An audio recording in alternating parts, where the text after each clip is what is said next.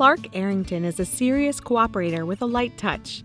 Although he has facilitated cooperative endeavors across continents, sectors, cultures, and generations, friends know him first for his good humor, his infectious laugh, and engaging smile.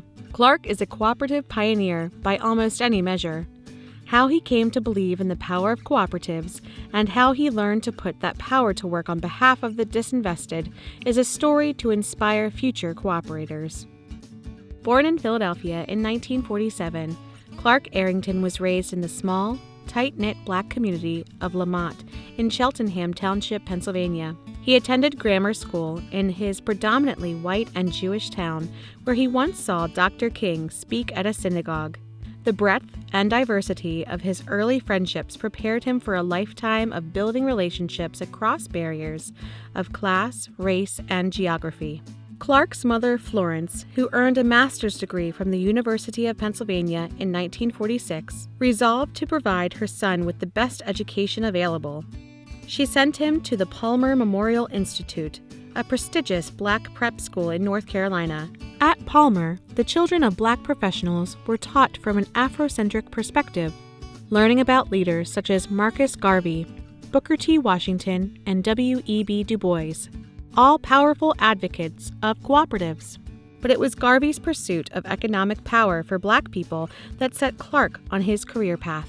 Upon graduation from Palmer, Clark embarked on a lifetime of barrier breaking. He became the second student from Palmer to attend a white university, Penn State, where he was among the first 2 Black persons to be inducted into the Skull and Bone Society. After graduating, Clark became one of the first male lay teachers in Chicago Catholic schools. He taught at Holy Angels, a meeting place for the Afro-American Patrolmen's League and the Black Panthers. Clark was interested in how a lot of people with a little bit of money could gain economic power. It was a question that guided his study at Notre Dame Law School and led to a job specializing in investment management at the Securities Exchange Commission, where he was one of the agency's few Black attorneys. Armed with legal training and bored with his relevant but unengaging work at the SEC, Clark looked for a way to build economic power for Black Americans. He took a job at the Center for National Policy Review, where he worked to create community-owned venture capital and loan funds. At CNPR, Clark's interest in capital formation encountered the cooperative model. Working with the Federation of Southern Cooperatives and the Minority Peoples Council on the Tennessee-Tombigbee Waterway, Clark found a way to make the economic benefits of a $2 billion project flow to the Black communities most affected by its construction. Clark calls his experience at the Federation transformative. Until then, he was a confirmed capitalist, looking for ways to gain economic power through that system. But Clark learned from Hall of Famers John and Carol Zippert that there was a better way. Cooperative economic development was the best path to achieve Garvey's ideal. Clark became a radical trailblazer in cooperative finance, finding innovative ways to allow worker-owned, social justice-minded businesses to raise capital and be profitable. Most notably, while Clark was general counsel of the ICA Group, he was called in to advise Equal Exchange on ways to raise capital for expansion without endangering worker control. Clark proposed offering non-voting equity shares to the public that would allow for growth, while keeping the business true to its cooperative principles.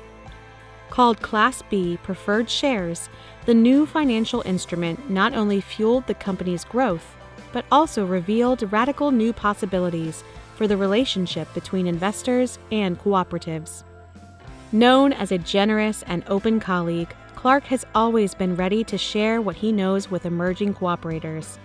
He has taught courses on cooperatives, business law, and community development at more than half a dozen institutions in the U.S. and abroad.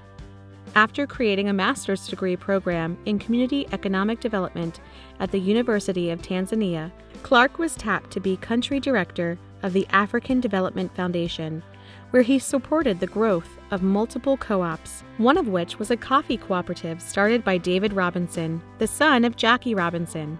As a child, Clark owned a Robinson-signed baseball and was at Ebbets Field when Robinson hit a homer over the left field wall off Whitey Ford. Rather than retire and relax upon his return to the U.S., Clark became general counsel at the Working World and later Seed Commons. There, he works to develop non-extractive equity and debt financing for worker-owned cooperatives. After 50 years of working around the world, Clark returned home to Pennsylvania, where he lives on the 8th floor of a building opposite the only synagogue in the world designed by Frank Lloyd Wright. His interests include photography, travel, jazz, art, culture, and history. He is a proud father of 6 children, ranging in age from 41 to 13, and grandfather of 6. If you ask Clark about his motivation in life, he'll point to his education and to his parents, who met at Talladega College in Alabama.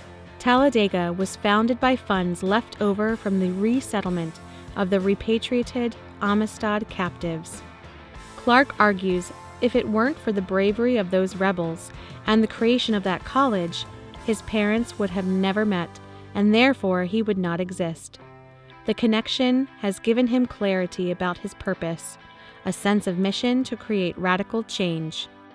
For embracing his role as a radical changemaker, for leveraging millions of dollars of new investment for social justice cooperatives, for creating innovative financial structures to support economic democracy, and for providing decades of support to emerging cooperators.